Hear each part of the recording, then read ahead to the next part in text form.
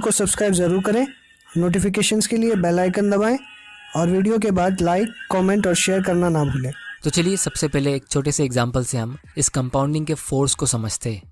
दोस्तों मान लो आप एक कंपनी में इंटरव्यू देते हो और आप सिलेक्ट हो गए एक 3 साल के कॉन्ट्रैक्ट के लिए। अब आप एक्साइटेड हो अपने न्यू जॉब के लिए। कंपनी की एचआर आपके पास आती है सैलरी डिस्कस करने के लिए और आपको 2 ऑप्शन देती है। सबसे पहला, आप 1 लाख रुपया पर मंथ की सैलरी ले सकते हो।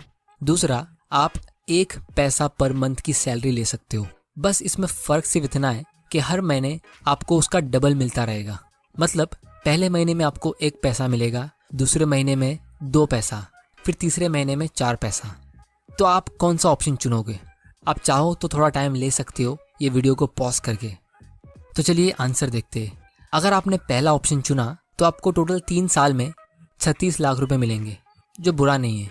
लेकिन अगर आपने दूसरा ऑप्शन चुना होता तो आपको मिलते total 68 crore 71 lakh 94,000 rupees. Result आपके सामने है। क्योंकि मैंने कहा था आपको हर महीने डबल मिलेगा, तो इन सारे अमाउंट की वैल्यू होती है लगभग 68 करोड़।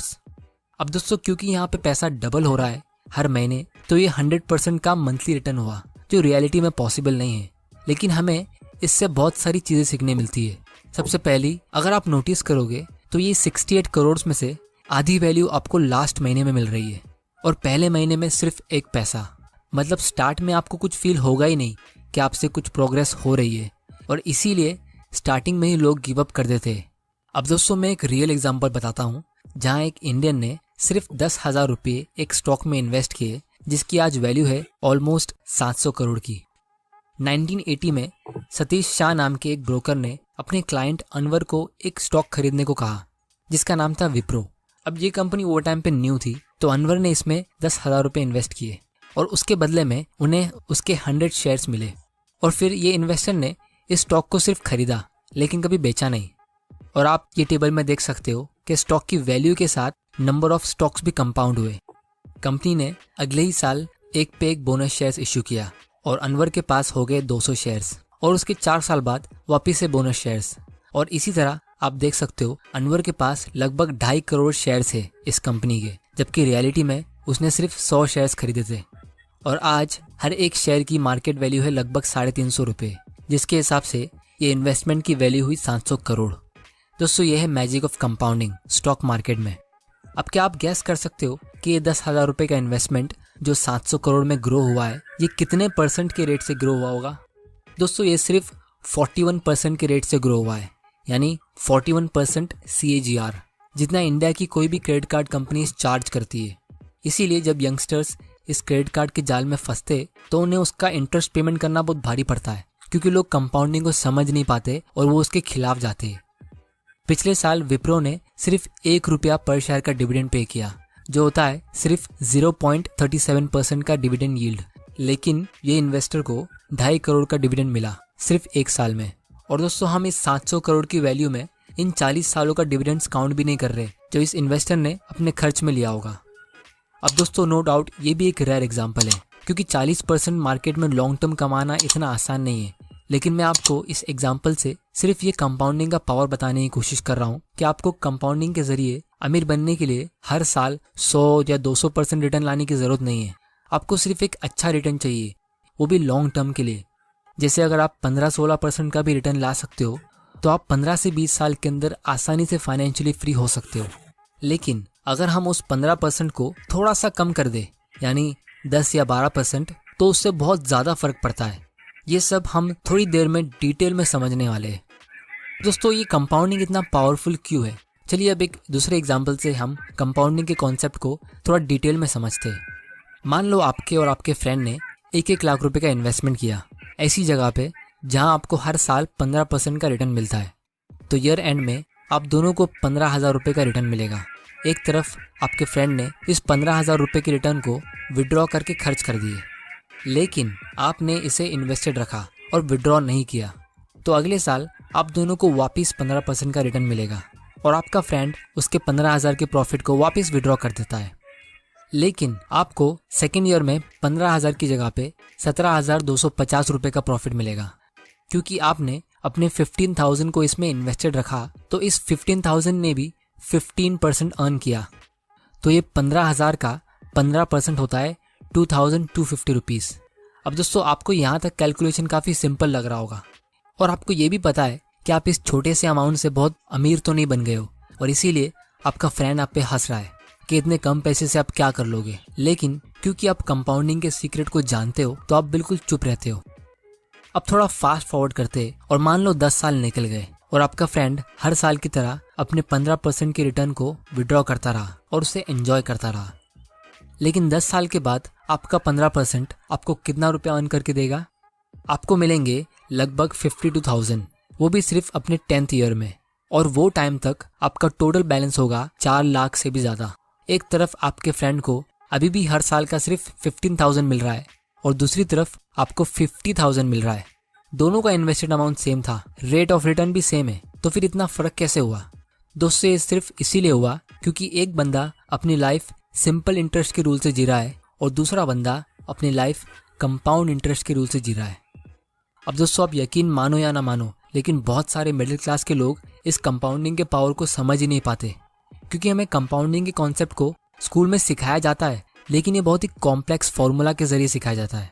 लेकिन आप देख सकते हो ये कॉन्सेप्ट कितना सिंपल है। स्कूल में लोगों को सिंपल इंटरेस्ट का कॉन्सेप्ट अच्छे से समझ में आता है और इसीलिए लोग अपनी पूरी जिंदगी और अपने सारे इन्वेस्टमेंट डिसीजंस सिंपल इंटरेस्ट की अंडरस्टैंडिंग के बेसिस पर ही लेते हैं। और दोस्तों इसका अगर मैं रियल एग्जांपल दूं तो जब भी लोगों को स्टॉक मार्केट में थोड़ा सा प्रॉफिट मिलता है, जैसे अगर आप 1 लाख रुपए इन्वेस्ट करते हो और उसकी मार्केट वैल्यू 15% से बढ़ जाती है और आपका 15,000 का प्रॉफिट होता है, तो लोग अक्सर उस छोटे से प्रॉफिट को बेचकर और उस एक्स्ट्रा पैसे को फ्री मनी समझ के एंजॉय करते हैं। फिर लोग वापस उस 1 लाख को कहीं और इन्वेस्ट करेंगे, नए स्टॉक के टिप्स ढूंढेंगे और फिर जैसे ही उनको छोटा सा प्रॉफिट मिलेगा तो उसको वापस से बुक करके एंजॉय करेंगे। मतलब स्टॉक तो कंपाउंड हो रहे, लेकिन लोगों को उससे अपनी वेल्थ को कंपाउंड होने देना नहीं है। दोस्तों ये एक साइकोलॉजिकल बायस होता है जिसके बारे में मैं एक अलग ही वीडियो में डिस्कस करूंगा।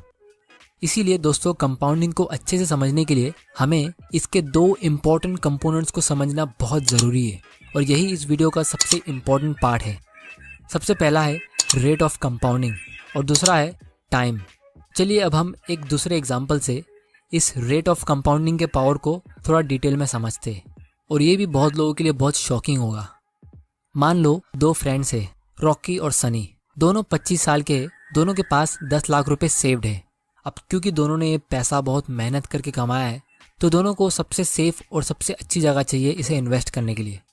तो पहला फ्रेंड जो है सनी, वो इस 10 लाख रुपए को 2 हिस्सों में डिवाइड करता है। पहले 5 लाख को वो एफडी में डालता है और बचे हुए 5 लाख को वो गोल्ड में इन्वेस्ट करता है।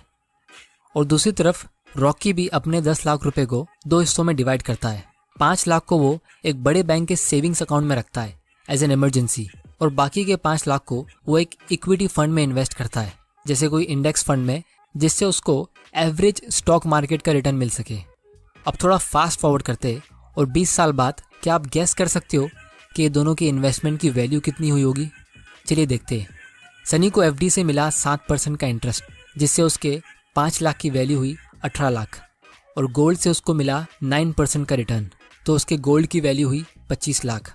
जैसा आप इस टेबल में देख सकते हो, गोल्ड का लॉन्ग टर्म रिटर्न फ्लक्चुएटिंग होता है, लेकिन आपको 8 से 9% के आसपास का रिटर्न मिलता है। और अगर आपको गोल्ड के थ्रू ज़्यादा प्रॉफिट भी मिल जाए तो ये उतना पावरफुल रेट से कंपाउंड नहीं हो पाता।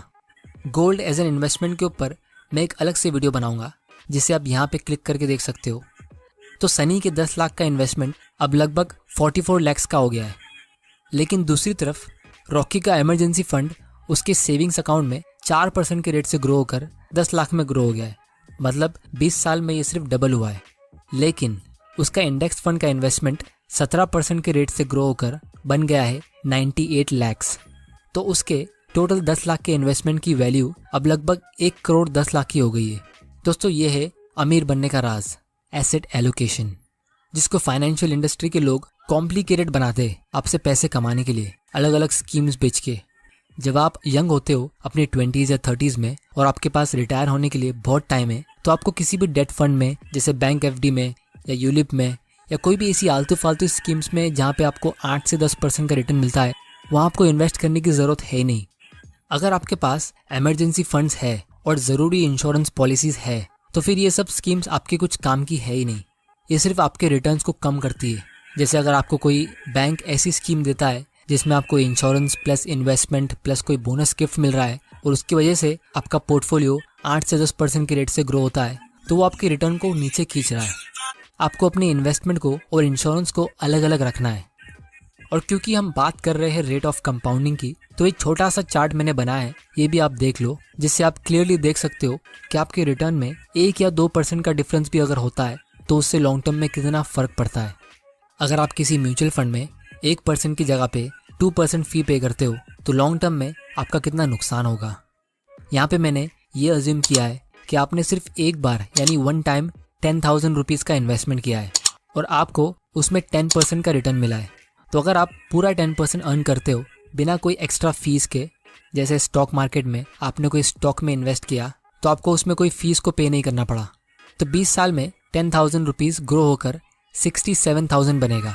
लेकिन अगर हम किसी म्यूचुअल फंड में इन्वेस्ट करते जिसका एक्सपेंस रेशियो 2.5% का होता है और उस म्यूचुअल फंड ने भी 10% का रिटर्न दिया है, तो हमें सिर्फ 40,000 रुपये मिलेगा। बोलने को तो सिर्फ 2.5% है, लेकिन एक्चुअली में ये ऑलमोस्ट 40% प्रॉफिट आपका खा गई। अब दोस्तों ये तो सिर्फ एक वन टाइम इन्वेस्टमेंट था, वो भी 10,000 रुपीज़ का, लेकिन आप सोच सकते हो अपनी लाइफ टाइम में 1 या 2% की फीस से आप कितना बड़ा लॉस ले सकते हो। और इसीलिए अगर आप किसी अच्छे इन्वेस्टर की एडवाइस लोगे तो आपको इंडेक्स फंड सजेस्ट करेगा जिसका एक्सपेंस रेशियो सबसे कम होता है। फाइनली दोस्तों मैं आपको एक ऐसा एग्जाम्पल दिखाता हूँ जिससे हमें कंपाउंडिंग के इस कंपोनेंट टाइम को अच्छे से समझने मिलेगा। हम वही 2 फ्रेंड्स रॉकी और सनी का एग्जाम्पल लेते, दोनों हर महीने 20,000 रुपये का इन्वेस्टमेंट करते। अब क्योंकि इन दोनों को जल्दी रिटायरमेंट लेना है तो दोनों अपने 40th बर्थडे से पहले रिटायर होना चाहते हैं। बस फ़र्क सिर्फ इतना है कि रॉकी ने 20 साल की उम्र में इन्वेस्टमेंट शुरू किया और सनी ने 25 साल की उम्र में इन्वेस्टमेंट शुरू किया। मतलब रॉकी ने टोटल 20 साल तक इन्वेस्टमेंट किया और सनी ने 15 साल। तो इन दोनों में सिर्फ 5 साल का डिफरेंस है, बाकी सब चीज़ें सेम है, जैसे इन्वेस्टेड अमाउंट और रेट ऑफ रिटर्न। अब आप यहाँ पे देख सकते हो रॉकी का उसकी पूरी लाइफ में टोटल इन्वेस्टमेंट होता है 48 लाख का और सनी का टोटल इन्वेस्टमेंट होता है 36 लाख का, और यहाँ पे हम दोनों का 14% का रिटर्न ले रहे हैं। तो रिटायरमेंट के टाइम पे दोनों ने अपनी 40 साल की एज में कितना अर्न किया होगा, यानी रिटायर होने से पहले इनकी वेल्थ कितनी हुई होगी। रॉकी के इन्वेस्टमेंट की वैल्यू है लगभग 2.3 करोड़ और सनी के इन्वेस्टमेंट की वैल्यू होती है 1.1 करोड़।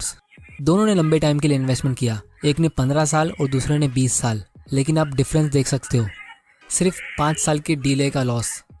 रॉकी के पास सनी के मुकाबले डबल पैसा होगा, क्योंकि ये रेट से आपका पैसा हर 5 साल में डबल हो रहा है। तो अगर सनी को रॉकी की जितना पैसा चाहिए तो उसे 5 साल और इन्वेस्टेड रहना पड़ेगा, लेकिन तब तक रॉकी के पास उसका डबल पैसा होगा और इसी तरह रॉकी सनी से हमेशा आगे रहेगा। तो दोस्तों ये था पावर ऑफ कंपाउंडिंग, लेकिन रियलिटी में लोग करते क्या है, लोग इसके अगेंस्ट जाते और एक लोन लेते। आने वाले वीडियो में मैं ये डिस्कस करूँगा कि कैसे आप जब कंपाउंडिंग के खिलाफ जाते हो, जैसे लोन लेके, तो आप कितना बड़ा लॉस लेते हो। और इसीलिए एल्बर्ट आइंस्टाइन ने कहा था कि कंपाउंडिंग दुनिया का 8th वंडर है। जो इसे समझेगा वो इसे अपने फ़ायदे के लिए यूज़ करेगा और जो नहीं समझेगा वो इसे पे करेगा। तो दोस्तों अगर आप जॉब करते हो और बिज़नेस स्टार्ट नहीं कर सकते तो ये कोई बुरी बात नहीं है। लोग कहते हैं कि आप सिर्फ और सिर्फ बिज़नेस करके अमीर बन सकते हो, और ये एक हद तक सच है, लेकिन हम बहुत लकी है क्योंकि हम हिस्ट्री के सबसे बेस्ट टाइम में जी रहे हैं। आप अपनी सेविंग से एग्जिस्टिंग बिजनेसेस को खरीद सकते हो।